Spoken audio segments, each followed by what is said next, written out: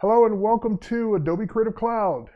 It's post Solar Eclipse 2017. It just happened here in the United States. So we're going to take a look at some images that I took. We're going to take a look at just some ideas on post-processing if you did get a chance to do any. And hopefully you guys took the opportunity, if you're here in the US, to observe it, if nothing else, with your safety glasses on, your solar glasses. And if you didn't get a chance to look at it, well, there's tons of coverage. You'll be able to chance to look at video feeds and live feeds that are now going to be replays and all kinds of things that happened today here in the US.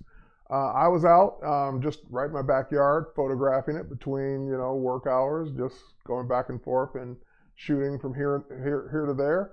And I got a bunch of images that I'm going to bring in, or I've already brought into Lightroom, but we're going to take a look at what that looks like and the processing behind them, just some ideas or some techniques that you might want to use.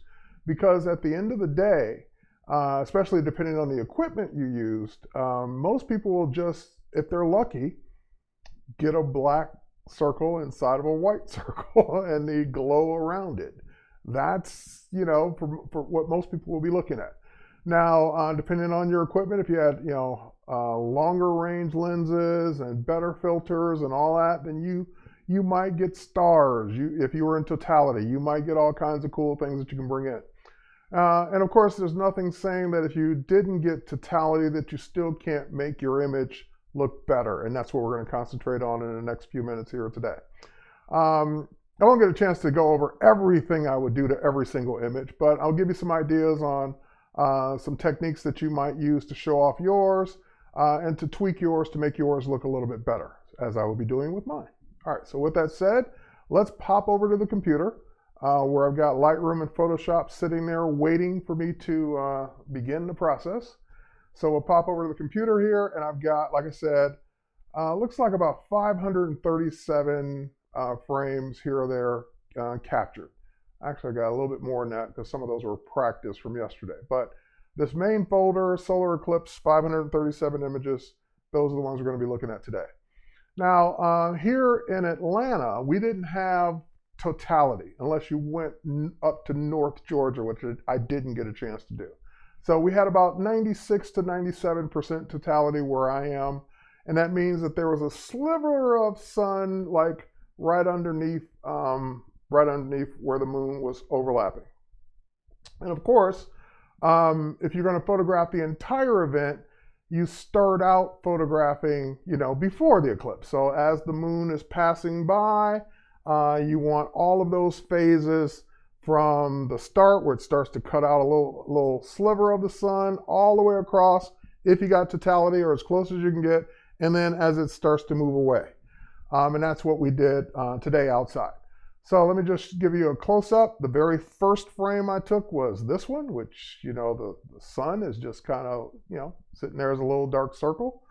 And then as I bracketed this exposure, you can see that the sun became that white dot. Now, of course, then I recomposed because I realized that the sun is going to be moving across the sky over the 2 to 3 to 4 hour range that the eclipse takes.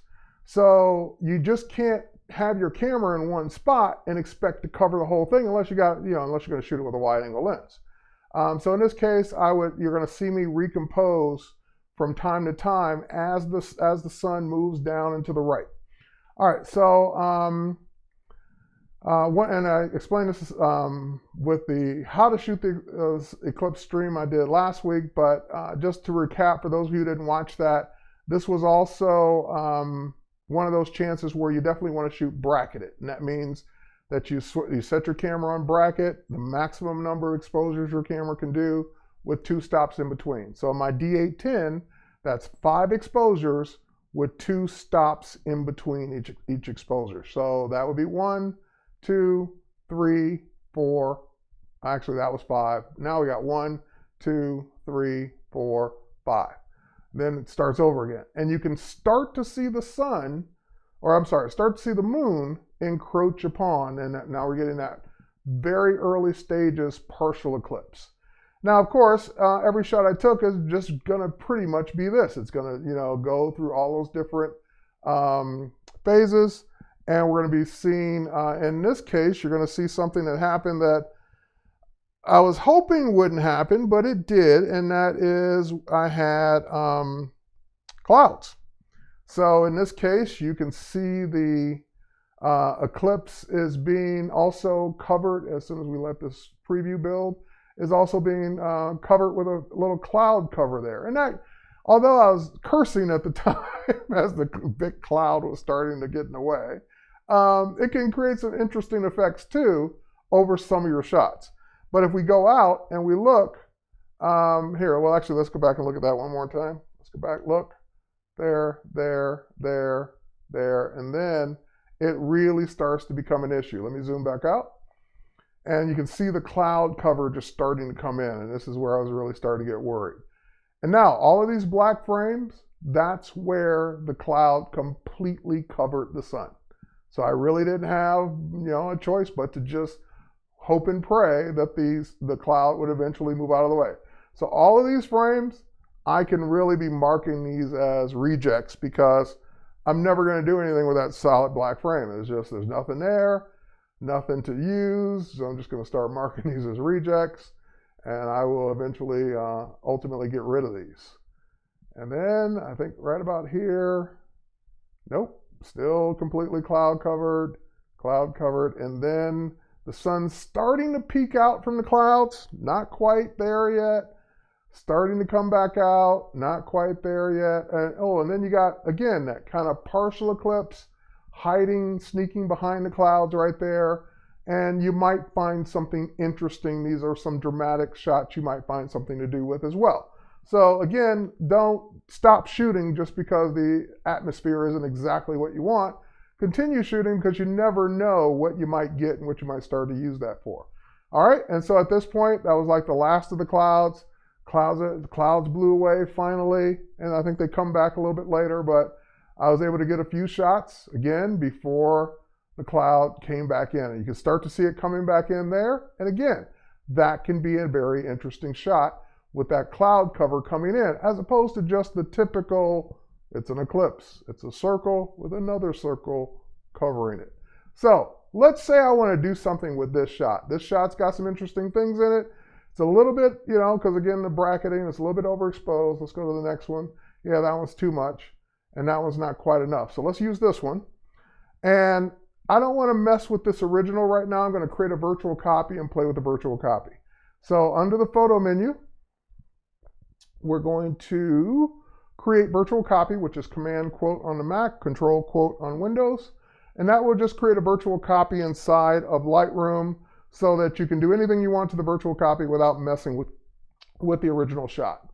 Even though everything you do in Lightroom is non-destructive anyway, that'll give you kind of like your before and your after, your untouched and your retouched, any way you want to do it. All right, so now I'm going to head over to the Develop module, which is where all good things happen to photos inside of Lightroom. And the first thing I would do to any photo that I brought in is apply a lens correction, because no matter what lens you used, there's probably some curvature, if not a little curvature, a lot of curvature in your images. So I'm just going to go ahead and turn on that lens correction, and you can see the kind of before and after. Can't really tell a lot with the sun right now because it's so small in the frame, but that is applying that lens correction for me. All right, next thing I would do is I usually apply the Lightroom sharpening. You can, of course, apply more sharpening in Photoshop if you want, but I like the Lightroom sharpening, number one, because it's here as a preset. It's subtle, it's not a ton of sharpening, and also, if I do it here, I won't forget to do it later.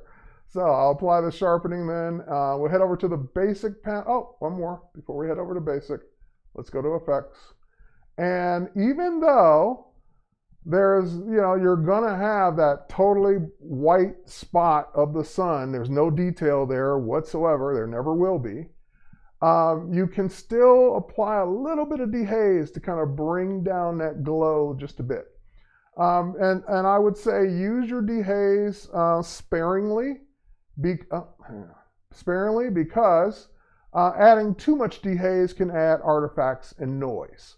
So I'm going to go ahead and say, I usually go anywhere from 15 to 20. I'm going to go 20 on this, because I think it can handle it. And what did I just do? There we go. 20 plus. There we go. And hold on here. Yeah, it's not making a big difference anyway. Am I doing the right one? No, I'm not doing the right one. Hold on. There we go. It's not making a big difference anyway, but it's making a subtle difference to that. And I might, in this one, maybe even go a little higher, maybe 25. And again, the before, the after, just bringing that glow down just a bit. Okay, so now we head to the basic panel. And in the basic panel is where I would tend to do those basic things. Ooh, I kind of like what it's doing to the clouds, though. Hang on, let me go back to that.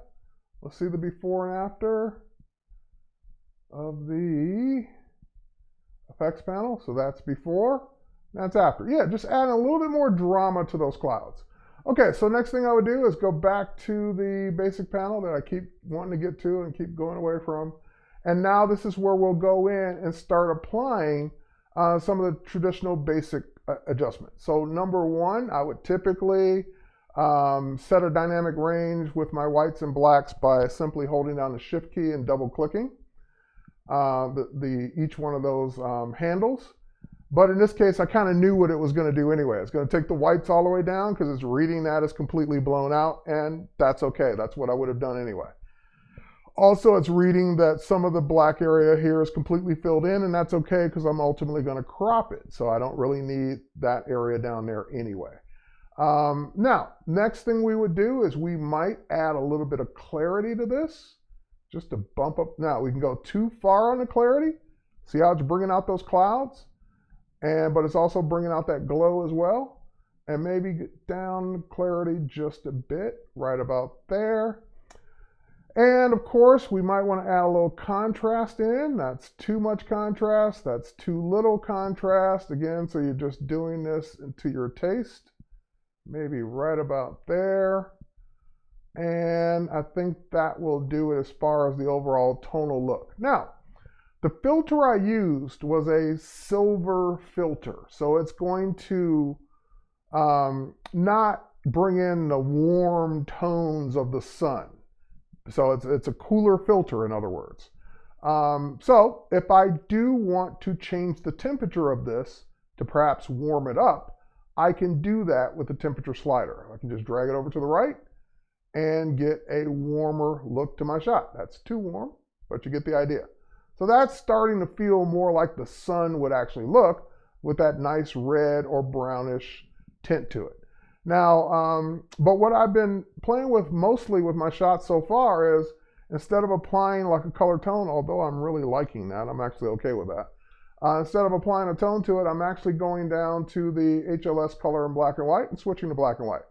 I just, for whatever reason, have always liked Solar Eclipse shots that are black and white. I don't know. It just, to me, that feels more like the solar eclipse, the moon darkening, you know, the center of the sun. But it's your choice. I'll probably end up with some colorized versions of this, some black and white versions of this. That's why I created the virtual copy, so I can play and always have my original and each additional virtual copy to get back to. Okay, the thing that's going to make your solar eclipse shots look better than what they look like now is letting people see more of it. In other words, unless you had a 600, 800 or above millimeter lens, you are looking at a small circle in the sky, just like I am. And this was a 300 millimeter lens and you know, racked all the way out, and it still looks kind of tiny in the sky compared to all the rest of that blank area over there on the frame. Now, if I'm using this in an ad and I want that copy space on the bottom right, I'm all set. But if I'm just going to show this photograph, then what I want to happen is I want to see that bigger and closer. I am one of those people that says, you know, I don't need more megapixels in my camera. I'm fine. I was fine a long time ago. I was fine with 12 megapixels. I was certainly fine with 18. I was fine with 24. Now I've got 36, and the next camera that I get will probably have more. Not by my choice, but just because camera manufacturers keep adding more megapixels. This is one of those times where more megapixels comes in handy. because if I crop this photo really small, I'll still have enough data and enough detail to make a large print or a print of some size. If you shoot with a small megapixel camera, that's not giving you a lot of room to crop in, because you're cropping away a lot of data and you just won't have room, you won't have much left to print. So if we go to the crop tool right now, I can use the original aspect ratio. I can crop this to whatever aspect ratio I want. I can lock the aspect ratio so it keeps it the original, and I can just crop in on this photo and just bring this in. And that way, now when we look at this, let's say we go in that, we get a much better feel for that image. We start to see what's happening here. And again, we can start to see more detail, more of the clouds themselves. So I would recommend, if you shot with especially something 24 megapixels and above, you might want to crop down to see a better, bigger eclipse than that tiny little circle in the sky. Now, if you don't, let's say you don't have a super high megapixel camera and you shot all the phases of the eclipse like I did, then your next best thing to do is to take your favorite phases of the eclipse and put them all together as maybe a panorama. That way, or even different frames, maybe 6 or 7 frames up on a page. That way, people are still getting to see a bigger picture overall, even though they're smaller pictures that it's made up from. So that's another way to show off your images. So that's one. All right, so we're gonna basically, let's start a collection. So let's get that one there. We're gonna create a collection. Oh, I already have a collection. All right, so we have a collection called Solar Eclipse. All right, so let's go ahead and just drag this one into the collection. I don't know what else is there. Oh, my test shots. Okay, so it's like, I didn't shoot anything else. All right, that would be in that collection yet. All right, so anyway, I got that one that I'm gonna play with. And again, because I made that virtual copy, now if I made another virtual copy from it, and I want to go back into develop, and I want to go back to color, and I want to play around with the color some more. That's quite a bit of red there. Maybe tone that back just a bit. Now I'd have the red version too. So that way I can pick and choose which one I want to play with or share on social media based on taste. So that's what virtual copies allow me to do inside of Lightroom. They're not taking up any extra space, but they're giving me that flexibility of looking at multiple versions of the image. And now, this is one of those shots, even though I shot it wide, all the action's happening on the left side. So what I would do in this case, before we get into the same post-processing, we would lens correct it and do all the things I just did. But in this case, you saw that a minute ago. What this one's begging for is to be a portrait instead of a landscape. So you go to the crop, which I'm in, and you hit one key. The letter X will rotate the crop like that. And so now I can go ahead and just simply move this over, and that is begging to be a portrait image. And that's what it just became. A beautiful portrait image with the clouds coming in and interfering with my shot, but in a good way in this case. All right, and again, I can go back and do all the other stuff to it, but you get the idea. So I would put that in the collection. That's gonna be a keeper. That's gonna be one to play with later. Let's look at that one. That one's kind of cool too. I can see doing some things with this one. So I'll put that away for later. And now let's move down. This is what happens, by the way, when you move your lens before one of the exposures is finished capturing. So some of these were like 30-second exposures, and I thought it was done. So I'm recomposing the camera, and then I hear a click. I was like, oh, it wasn't done yet. So I kind of light painted the eclipse in my frame. I don't know if I'll ever do anything with that, but I got it just in case. All right, that's nothing right now. Let's move on. Let's move on. Okay, then we get to, again, we're getting closer to that 97% totality that I had. Let's keep going, keep going, keep going. Let's look at that one. Getting there. Just a sliver showing, getting there. Keep going, keep going. Keep going. These are all pretty much the same. And then this is where the magic starts to happen. Let's look at the time. The time, yeah, this is right around the time here that it went to totality, or 97% totality. So we hit 97% totality at 2:36 p.m.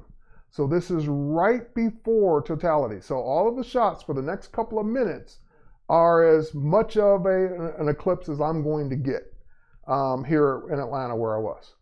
So here, let's start looking at these in loop view. Yeah, that's beautiful right there. That's about it. And then the next, see, it kind of loops around and then it starts coming back out of the other side.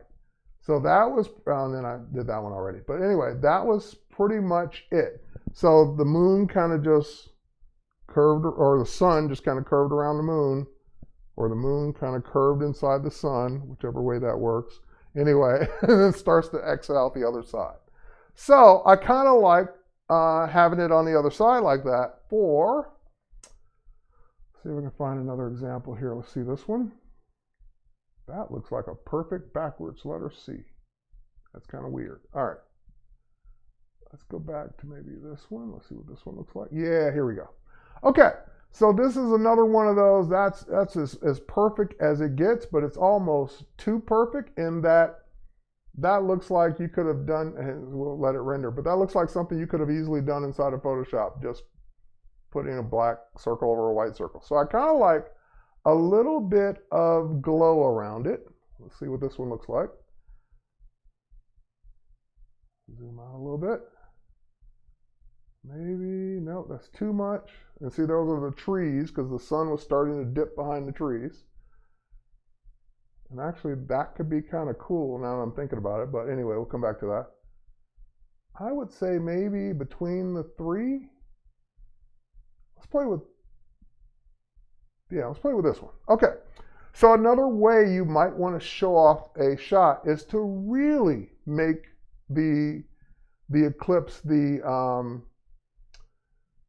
focus of the image.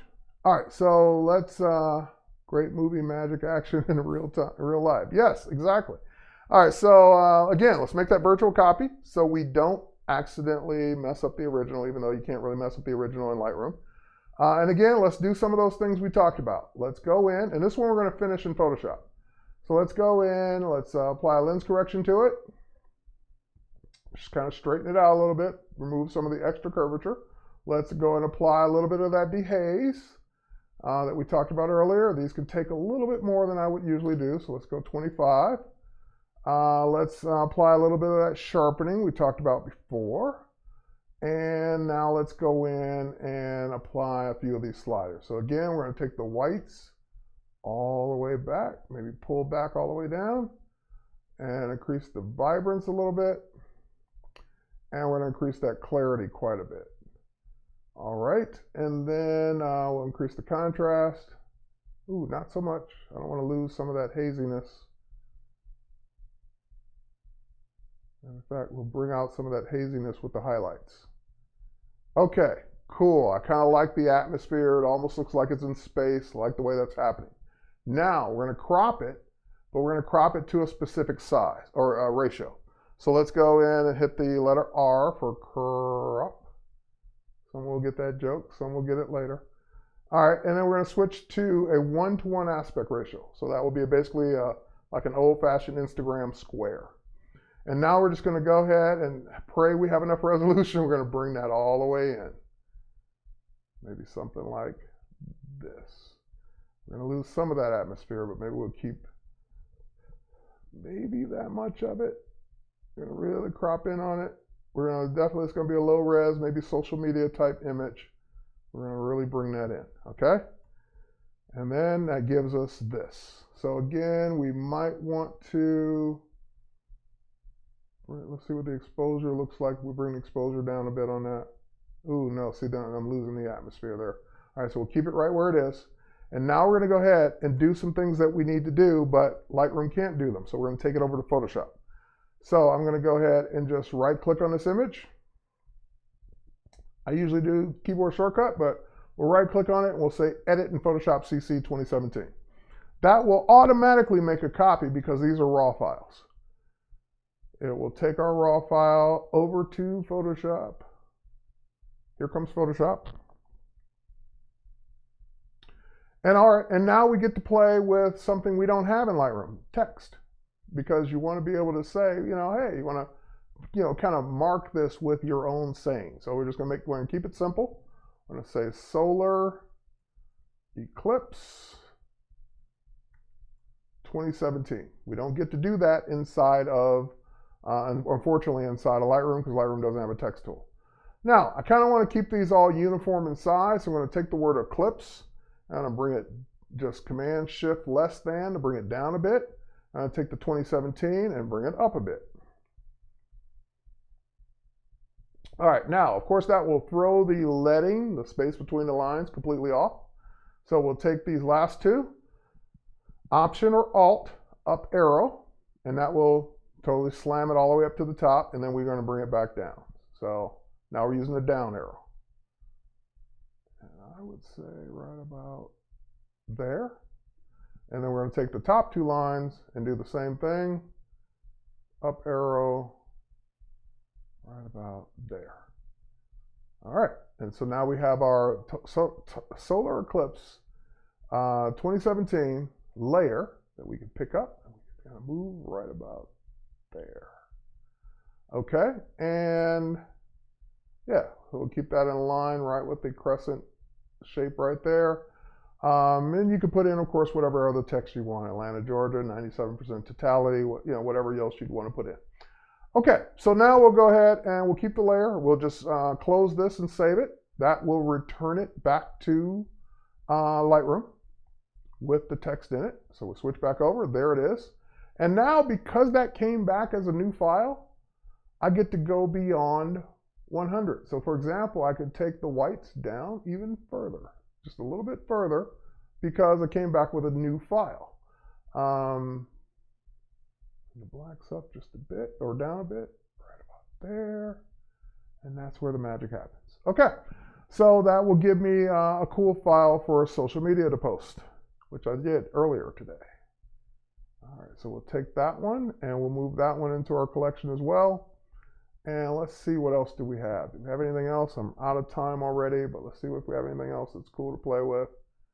Of course, I kept capturing once the sun started to move back away.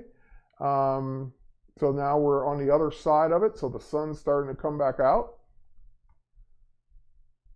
Until I got to a point to where the sun was starting to duck down behind that tree. So there's not a lot I could do in that spot unless I just completely picked up everything and moved to a different area. But that's about as far out as I got. So again, if I were going to create that panel from sun to partial eclipse to 97% to partial eclipse on the other side, partial eclipse on the other side, I would just have to reuse that circle from the first one over on the right, because I don't have the complete circle on the exit. But I got pretty close.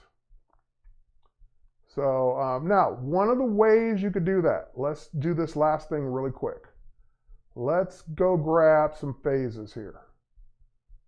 Let's, you know what, we got, all right, good. We got a quick collection here. I'm going to take this one out. And I'm going to go back to our solar eclipse. We're going to show you how to do something really quick. Let's say we're going to take a virtual copy of this one, because that one we have the complete, almost a complete circle, right? Let's use this one. Virtual copy, and we'll hit the letter B, which will throw it into the quick collection. Or whatever you've got set as your target collection, I should say. All right, we'll do one more, almost complete. Let's see. Nope, that's too close. Let's go down here. Yeah, something like that. Virtual copy. Hit the letter B as in Boyd. I'll take it over. And then we'll find another phase where it's more, it's almost covering. Oh, yeah, we're getting into there right about here maybe. Yep, that's a good one. Virtual copy and a letter B. I'll send it over to the quick collection. And then we'll scoot all the way down to our 97%. You can do as many of these as you want, but I'm just showing a few for example. I would say right about there. So again, virtual copy and the letter B, send that one over. And then we get down, ooh, actually, yeah, we want that one too. And we already have a virtual copy of that, so let's hit send that one over. All right, so now we get down to where it's starting to exit. Maybe that one. Virtual copy and the letter B. So virtual copy and then hitting the letter B sends it over to the target collection. This one, virtual copy, B. And one more, maybe. All the way down. As far out as we can get. Maybe this one. It's got some tree in it, but that's okay. Virtual copy and the letter B. Okay, now the problem is these are all in different places all over the sky because that's what happened. I kept recomposing, they were all over the place. All right, so anyway, here they are. They're all here now. I'm going to make one more virtual copy of this one. And actually, I'll do it after. Hang on, one more thing. So now we're going to kind of position these in the center of each one of their frames using the crop tool. So we'll just hit the letter crop, or a letter R for crop, I should say. We'll switch over to 1:1, and now we get to move them around. We get to position them and make them smaller and so forth and so on. So in other words, I'm going to put them right in the center frame, frame of the rule of thirds, and then we'll go to the next one. Same thing. Hit the letter R, go to 1:1, and move it around so that we get it in the center of the rule of thirds. Okay, cool. And we'll do one more. Or not one more, but you get the idea. We'll do another one. Letter R, 1:1, crop down, move it into the rule of thirds, crop down some more. That one's at the bottom, crop down some more. Too much, too much, too much. Right about there, move it over. Right there, good. And we'll do another one. There we go, starting to look cool. R, crop, 1:1. Maybe something like that. And maybe move it down a bit to represent that it was at the bottom, even though it's kind of self-explanatory, but anyway. And now we go here, starting to come out the other side. R, 1:1, crop it down, put it in the center frame. There we go, right there. And then this one. R, 1:1. And these crops, of course, are non-destructive because you're doing it in Lightroom. So you can always uncrop it. Ooh, I got to come down more. Ooh, that sucks that that's at the bottom there. I can't do much more than that. That's it. I don't want to make it too small. All right, so we'll just have to leave that one the way it is. All right, this one, we're not at the bottom anymore, so we should be good. Don't ask me why I was rotating. Hold on. R, 1:1. Move that up. There we go. And are we done? One more. Ooh, that was going to be tough, but let's do it. 1:1. Because it's at the bottom. And we have no more frame to move up. We're just going to have to come down on that one. All right, there we are. That was going to maybe look a little wonky. We might have to do that one again in Photoshop. And this one, we're just going to make a virtual copy of it again because we don't have another one on the end. So there we go. So now we have all the phases. For the most part in the middle, we would have to Photoshop to add on, to move these into the middle, but I'm just showing this last thing really quick. And how many frames do we have now? We got 9 selected, so that's good. That means we'll have a center one. It'll be the 5th one, it'll be the center, and then 4 on the right-hand side, and 4 on the left-hand side. So now you can go into something like the print module, And now that we're in the print module, we want to say that we want, let's see, this is 6 wide, 7. Let's see if I got one of these here. Dun, dun, dun, dun, dun, dun. All right, we'll start with that one. You see where I'm going with this. And instead of, let's see, instead of 4 columns, we want 9. All right.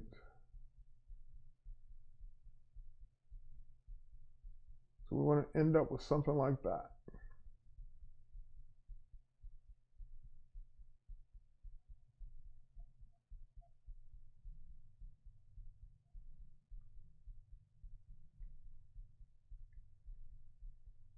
Getting my spacing right here.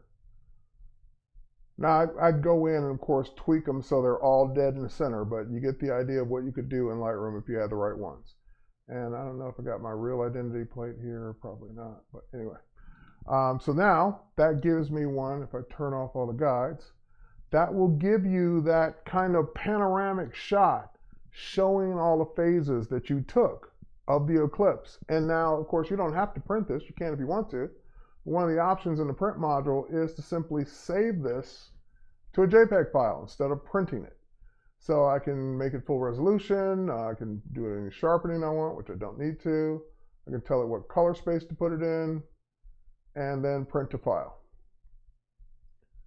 And we'll just call this Solar Eclipse Test. There we go, and it's making a JPEG file of this page that then you can open in Photoshop and move the things around or tweak any way you want.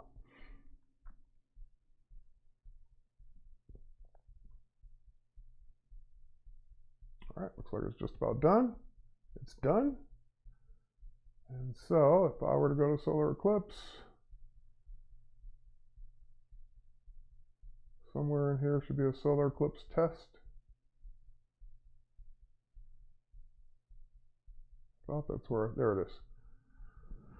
And here it is inside of Photoshop. So again, all I have to do is just select these and move them around a bit, but you get the idea. And of course, I could even crop this down to be more like a panorama.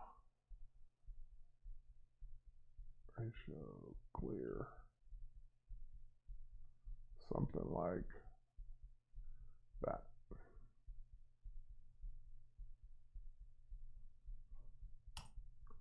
And then we can, of course, we can always put our text in.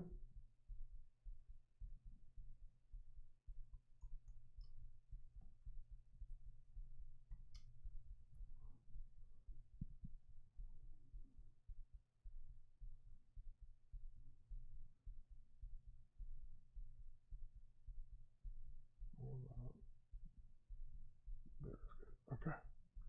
All right.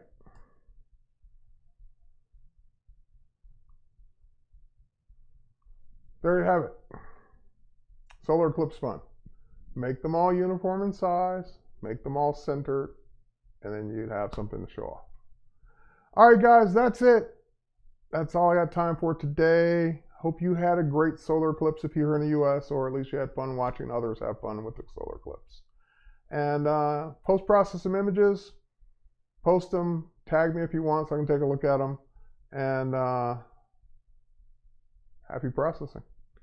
So guys, take care. If you are looking for more streams to watch, tomorrow, starting Tuesday, Wednesday, and Thursday this week, if you head over to adobelive.com, we'll be doing our 3-day stream again. This one will be on motion and video design. So basically, video editing, audio editing, all of the above, After Effects, Premiere, all that great stuff that you always ask me about. So you can watch 3 days of it starting tomorrow at adobelive.com. If you head over to adobelive.com now, you can see who's going to be streaming during that stream. So with that said, thanks for watching, everybody. Cheers, and we will catch you on the next one. Bye.